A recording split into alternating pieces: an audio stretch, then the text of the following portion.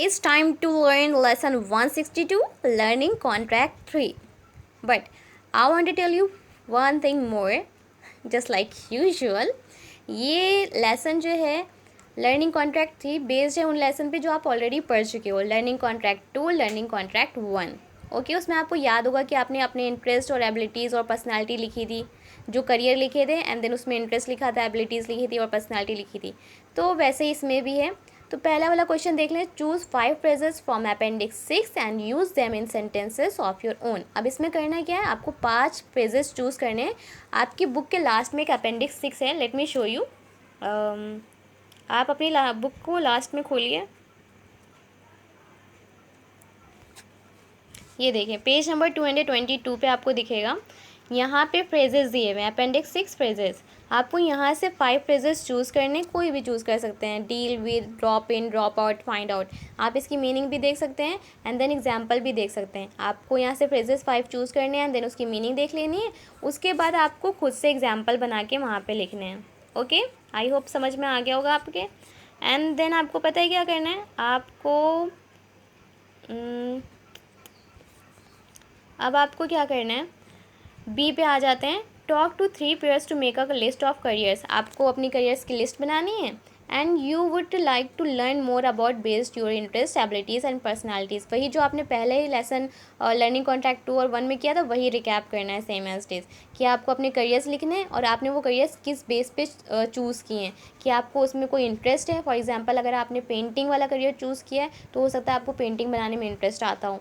या फिर आपने एक जर्नलिस्ट बनने का सोचा है तो हो सकता है आपको लोगों के बारे में जानने को या फिर इंफॉर्मेशन गेन करने में बहुत ज़्यादा मज़ा आता हो. या फिर अगर आपने कोई ऐसी चीज़ चूज़ की है फॉर एग्जांपल इंजीनियरिंग, तो आपको प्लानिंग करने में मज़ा आता हो. या फिर कोई ऐसा करियर चूज़ किया जो आपकी पर्सनालिटी को सूट करता हो. तो ये सारी चीज़ें इसमें लिखनी है.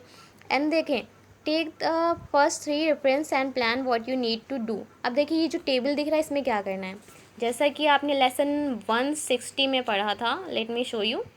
Career exploration 3. आपने यहाँ पे प्रेफरेंस लिखी थी ना कि प्रेफरेंस 1 में क्या होगा, प्रेफरेंस 2 में क्या होगा और प्रेफरेंस 3 में क्या होगा. इट्स मीन्स आपको 5 साल के अंदर क्या क्या चीज़ें करनी है उसकी 3 चीज़ें लिखनी थी. उसके बाद सेकेंड ब्लॉक में आपने लिखा होगा कि आपको 2-3 साल के अंदर क्या चीज़ें करनी है. पहली चीज़ क्या करनी है, फिर दूसरी चीज़ क्या करनी है, तीसरी चीज़ क्या करनी है. अब फॉर एग्जांपल आपने पहले में लिखा होगा कि आपको इंग्लिश अच्छी करनी है, फिर दूसरे में आपको लिखा होगा कि आपको अपना एग्ज़ाम क्वालिफाई करना है, या फिर तीसरी चीज़ में आपको ये लिखा होगा कि मेरे को प्रॉब्लम सॉल्वर बनना है.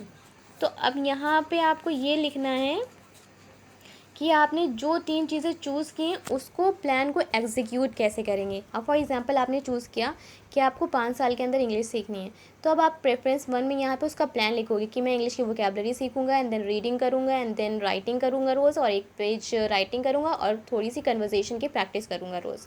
तो वैसे ही सेम एज इट इज़ सारे के सारे ब्लॉक्स में आपको करना है. जो आपने प्लान किया था उसको एग्जीक्यूट कैसे करेंगे वो पूरी प्लानिंग यहाँ पे लिखनी है. एंड देन आप यहाँ पे देख सकते हैं what can stop you from achieving these goals, who will be your fire fighters. It means कि आपके गोल को अचीव करने में कौन सी चीज़ आपको रोक रही है एंड आपकी ज़िंदगी में आपका फायर फाइटर कौन है. इट्स मीन्स आपको कौन आपके गोल से दूर करता है, आपके अंदर जो मोटिवेशन है उसको, इट मीन्स आपको डिस्करेज कर देता है. तो यहाँ पे आपको वो चीज़ें बतानी है. फॉर एग्जांपल आप बहुत ज़्यादा लेजीनेस हो या आपको बहुत ज़्यादा नींद नहीं आती है, तो आपको यहाँ पे वो सारे रीज़न लिखने हैं. एंड सेकंड क्वेश्चन देखें, what can you do to overcome these obstacles, who will be your fire lighters. It means कौन ऐसा है आपकी ज़िंदगी में ऐसे कौन से ऑब्स्टेकल्स आते हैं जिससे, what can you do to overcome these obstacles, आप उन ऑब्स्टेकल्स को ओवरकम करने के लिए क्या करते हो. एंड आपकी ज़िंदगी में आपका फायर फाइटर कौन है. For example mostly firefighters parents ही होते हैं कि आपको फाइट करने में हेल्प करते हैं कि नहीं तुम कर सकते हो, you can do it.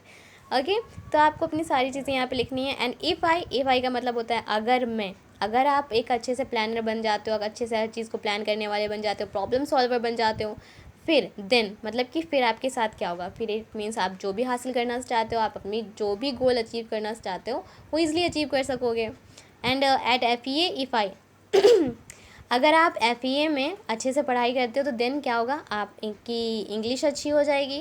Okay, and the last one देखिए, do goals change, is it okay to change your goal, explain. अगर आपने कोई जो गोल चूज़ किया है और फिर आप उसको चेंज करते हो तो उसको चेंज करना सही है आपके लिए, और क्यों सही है तो एक्सप्लेन कर दो।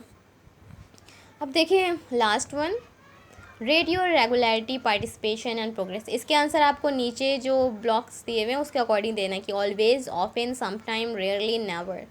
कम to the branch on time, क्या आप ब्रांच में टाइम पर आते हो?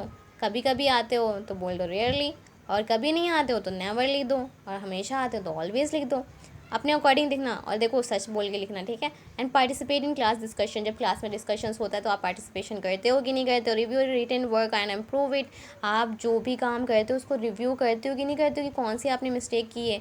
Make 100% efforts to read and find out what you do not understand. It means that आप जो भी पढ़ते हो उसमें अपने एरर्स फाइंड आउट करते हो, अपना 100% देते हो कि नहीं देते हो।